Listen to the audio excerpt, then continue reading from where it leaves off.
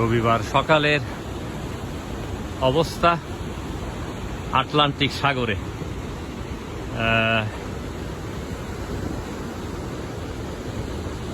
এখনো সূর্য চড়া আকারে দেখা দেয়নি, উঠেছে সবে, কিন্তু বেশ ঘোলাটে ঘোলাটে মনে হইতেছে।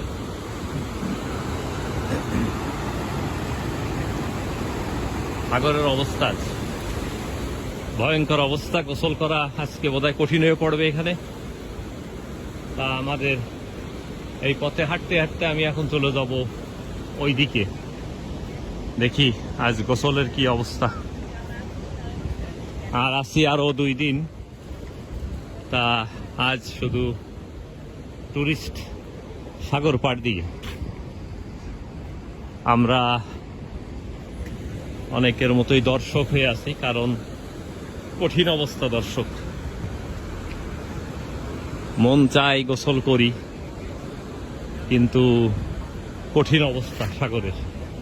পথে আসতে পথে সুন্দর একটা জায়গা দিয়ে হাঁটতেছিলাম, একজন ভিখারি বসে আছে সেখানে, দেখতে একেবারে ইন্ডিয়ান স্টাইল বা বাংলাদেশি একজন বৃদ্ধ লোকের মতো।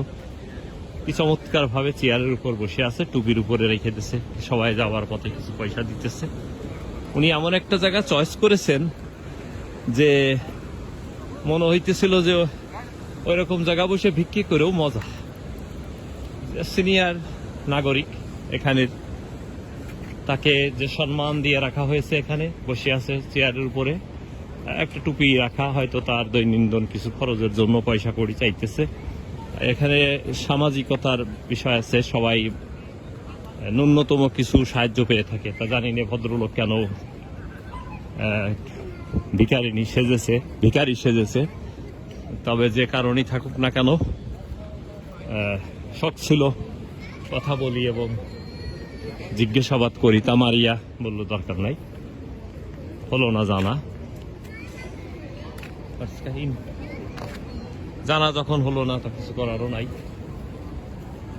তবে এটা হচ্ছে আমরা যেখানে এসে উঠছি,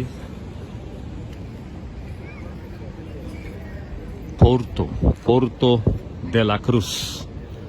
এখন পোর্তো মানে পোর্ট, সব জায়গায় একটা পোর্ট। পুরো টেনেরিফায় নামের সাথে বা পিছনে পোর্টো যোগাড় করা হয়েছে, তার মানে এটা পোর্ট।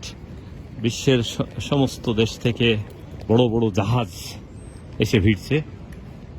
একটা কথা শেয়ার না করলেই নয়, লাইফের ইতিহাস থেকে অনেক বাংলাদেশি আফ্রিকার থেকে জীবন বাজি রেখে আটলান্টিক সাগর পাড়ি দিয়ে তারা ইউরোপে ঢোকে। অনেকে এইখান থেকে আবার চেষ্টা করে ল্যান্ড করতে, যেমন স্পেন, ইটালি, এই সমস্ত দেশে। তা অনেক সময় বাংলাদেশের পেপারে লেখে বা কথা বলে যে অনেকে দেশ পাড়ি দিতে বা বাইরে ঢুকতে কত লোক মারা যায় প্রতি বছর বা প্রতি মাসে। তার প্রমাণ দর্শক, এটা একটা কারণ দেখাইতেছি। কথাটা মনে পড়লো এখন। সেটা হচ্ছে যে এইভাবে সাগরের ঢেউ বয়ে চলছে, যদিও এটা কিনারায় একটু বেশি মনে হইতেছে, কিন্তু ঢেউ ভিতরেও কিন্তু প্রচুর। আর সিব্রালতে নাম করে একটা জায়গা আছে, এটা ইন বিটুইন মরক্কো অ্যান্ড স্পেনের একটা কর্নারে। সেখানে আটলান্টিক এবং আই থিঙ্ক প্যাসিফিক, অথবা আটলান্টিক না বোধহয়, আটলান্টিক আর একটা সাগর একসঙ্গে মিক্সড হয়ে পানি একটার ঘোলা আর একটা নীল। আমাদের বাংলাদেশের পদ্মা, মেঘনা যেমন একত্রিত হলে কারেন্টের সৃষ্টি হয় কিনা জানি না, তবে দুই ধারায় চলে গেছে। তো সেইখানে কিন্তু অতিক্রম করে অনেকে ভাগ্যের পরিবর্তন করতে ফিরে এসেছে, অনেকে পথেই মারা গেছে। এই কঠিন সংগ্রাম করে যারা বেঁচে আছে, সেই বাঙালি জাতি, তাদেরকেও আজ স্বাধীনতার দিনে তাদেরকেও দাবায় রাখার চেষ্টা চলছে। এটা খুবই দুঃখজনক। আমি স্বাধীনতার সেই ছোট্ট শিশুটি বা ছেলেটি, আমার বয়স তখন 10-11 বছর মতো হবে। তাই সেই স্বাধীনতার চেতনা নিয়ে ছোটবেলার থেকেই আমি বেশ বড় হয়ে উঠেছি। তা মাঝে মধ্যে খুব খারাপ লাগে যখন দেখি যে এত সংগ্রাম করে দেশ স্বাধীন করা হয়েছিল, সেই স্বাধীন দেশে পরাধীন হয়ে বাস করার থেকে দূরে থাকাই ভালো। তো দূরে আছি সেই ভালো, কাছে ডেকো না। আজকের এই স্বাধীনতা দিবসের দিনে অনেক কিছুই মনে পড়ছে, তারপরেও মনে পড়ছে সেই বাংলাদেশের কথা। এই ঝড় বৃষ্টি ঢেউ বয়ে বিদ্যাসাগর যেমন তার মার ডাকে সাড়া দিয়েছিল, আমরাও একদিন স্বাধীনতার জন্য সাড়া দিয়েছিলাম, কিন্তু স্বাধীন আমরা হয়েছি ঠিকই, সেটা উপভোগ করতে পারিনি। যার কারণে আর দেশে যেতে মন চায় না। তবে যারা এখনো সংগ্রাম করে এই ঢেউয়ের মোকাবেলা করে বেঁচে আছে, তাদেরকেও সালাম জানাই। যারা দেশটাকে স্বাধীন করে রেখে গেছে তাদেরকে সালাম জানাই। দেশের যে যারা বেঁচে আছে, স্বাধীনতা উপভোগ করতে পারিনি, বেঁচে আছে, তিলে তিলে ক্ষয়ে মরছে। তার ভিতর আমার এক গ্রামের প্রতিবেশী, উনি ফরিদপুর থেকে এসেছিলেন, নাম হাসির মা দাদি বলি আমি তাকে। আমরা তার এত বছর পরে ছোট্ট একটা বাসস্থান করে দিতে পেরেছি, কিন্তু সরকারের যারা দায়িত্বে তারা সেটা করতে পারেনি। তারা ব্যর্থ হয়েছে। তবে তারা স্বার্থ হয়েছে চেয়ারে বসতে, যে চেয়ারকে সম্মান করতে হবে, স্যার বলে সম্বাদনা করতে হবে, কত কিছু করতে হবে। আমাদের মাগুরার ডিসি একজন লাঠের বাট তারা আসছে, তাদেরকে ডিসি সাহেব বলাতে হয়তো তারা হয়তো মাইন্ড করে কিনা জানি না। তা যাই হোক, এটা টেনেরিফ। আরো আছি কয়েকদিন এখানে। এদিকে সুইডেনে প্রচুর বরফ পড়ছে, ঠান্ডা -ডিগ্রি। তা এখান থেকে যখন যাব, আবার সেই বিশাল আকারের কাপড় চোপড় গায়ে দিয়ে নামতে হবে, ল্যান্ড করতে হবে। সাথে জ্যাকেট রয়েছে।